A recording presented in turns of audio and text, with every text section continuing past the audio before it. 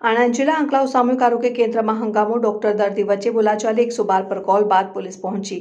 આણંદ જિલ્લાના એક સામૂહિક આરોગ્ય કેન્દ્રમાં ડોક્ટર અને દર્દી વચ્ચે થયેલી બોલાચાલીનો મામલો વધુ ગંભીર બન્યો છે।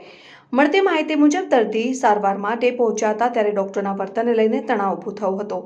દર્દી પક્ષે આક્ષેપ કર્યો છે કે ડોક્ટરે યોગ્ય રીતે વાતચીત ન કરતા વિવાદ ઊભો થયો હતો અને પરિસ્થિતિ તંગ બનતા આરોગ્ય કેન્દ્રના સ્ટાફ દ્વારા દર્દીને ગેટ આઉટ કહેવામાં આવ્યો હોવાનો આરોપ છે, જેના કારણે વાતાવરણ વધુ ગરમાયું।